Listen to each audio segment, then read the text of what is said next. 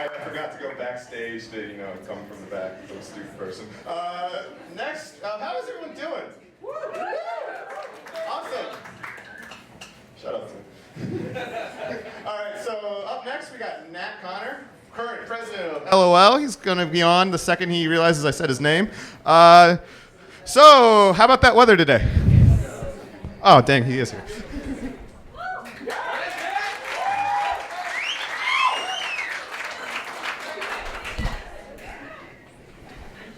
Hey guys, my name's Nat, like the bug. I have to say that because if I don't, people think my name is Matt, and it's not. My father used to beat me at chess. He doesn't anymore. So I'm going to get real serious with you. This is going to get kind of autobiographical. We're going to talk about relationships, all right? And I have a secret that I don't really tell people. I've never actually dated a woman before, and there's a reason for that. And this might be a surprise to some of you. And my roommates are in the audience, and they're probably like, what are you talking about? All right? I have a secret. There is a person in my life, and he is a man, all right? And he is very sexy, and he's smart, and he's kind of funny at times. And I just want to be authentic with you guys. So I'm going to come out and say, I'm dating myself. And it's going great. All right? Best 22 years of my life. All right? We love the same movies, We agree most of the time. Sometimes we fight about who's prettier. It's me.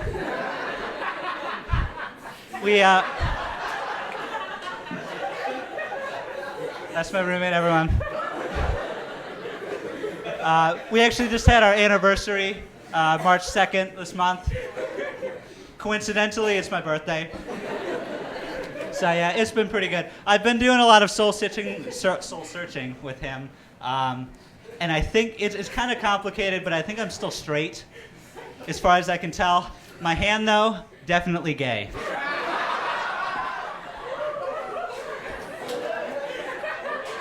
So.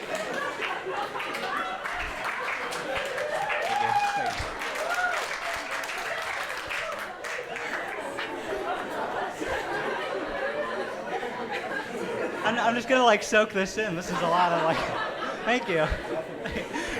Maybe I should go pro now. This is great. Wow. Okay.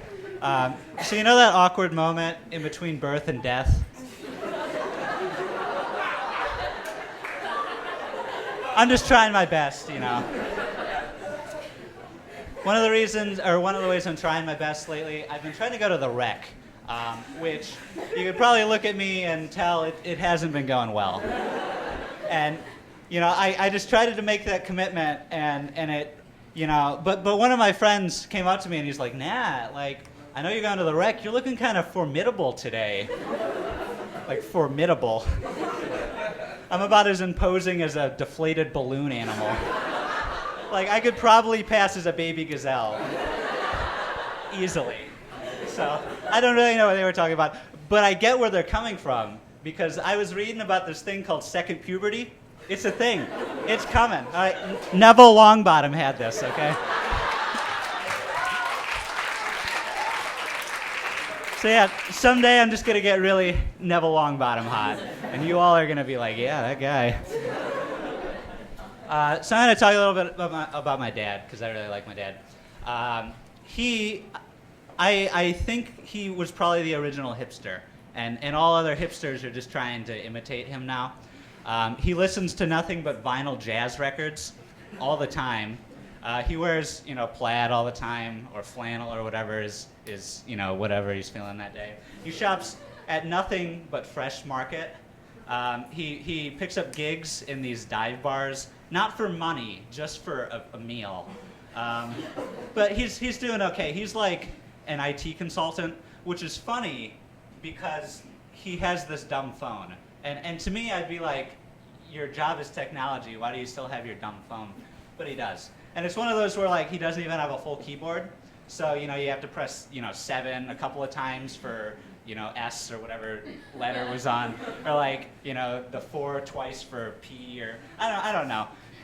We were all there though, and he is still there. And because it's so tedious for him to do this, all of his texts are like the shortest he can keep them. Like just the facts, nothing more. So I always read his text, and it's always like, I'm here, or okay, or grandma's dead. Like, all right, I got that, that's good. I don't know. Me and my dad, we have a lot in common. We like to go to the zoo together. And we've been to a lot of good zoos, and we've been to a lot of bad zoos. There's this one bad one in particular. We went to it, and we get there, and there's just one animal, and it's a dog. And my dad looks at me, and he's like, that's a shit zoo.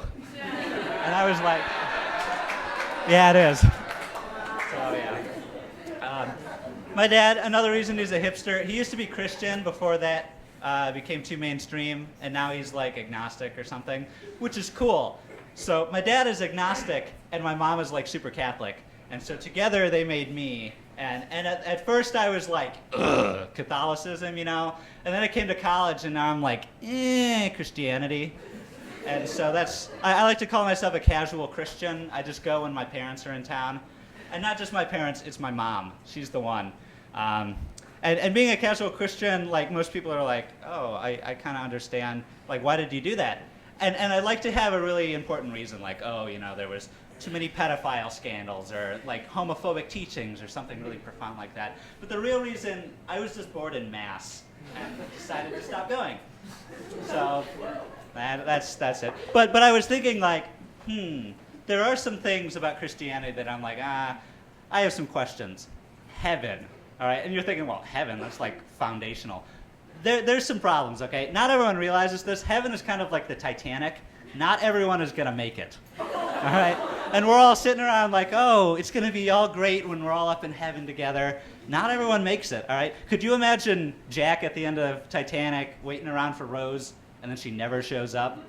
Kind of ruins the movie, right? That's what heaven's like, all right? Your grandparents might not be waiting for you in heaven, all right? No.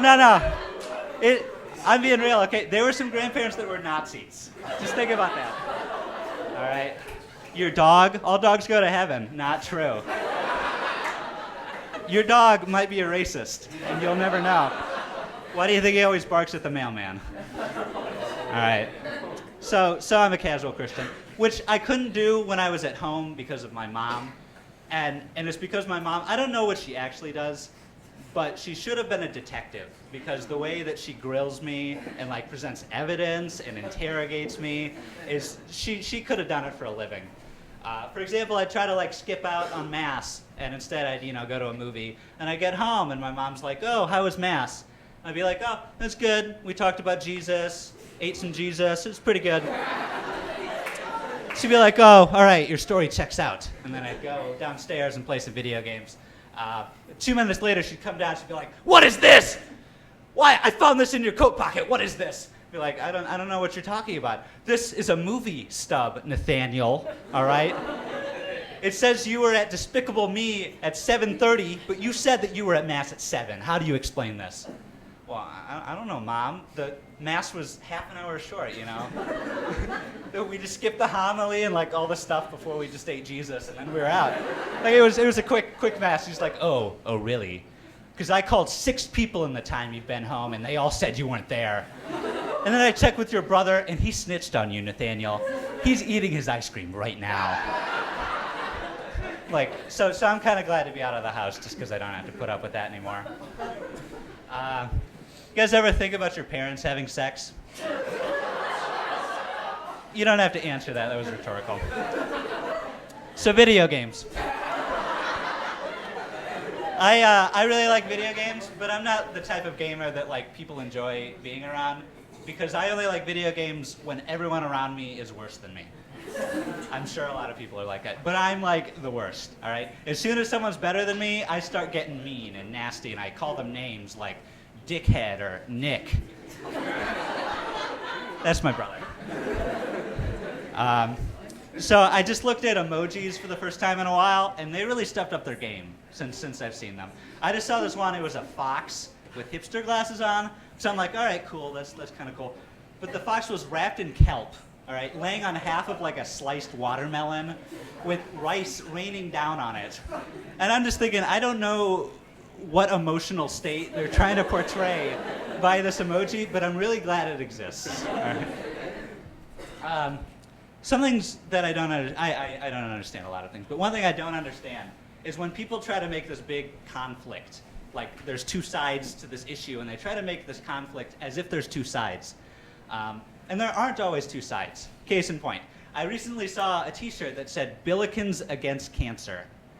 And I'm thinking, is there really people out there that are going to disagree with that? Like, that's something you wouldn't even admit on Yik Yak. Okay, speaking of which, people are trying to get Yik Yak banned, and I understand, like, there's racist stuff on there, you know, and I don't like seeing that.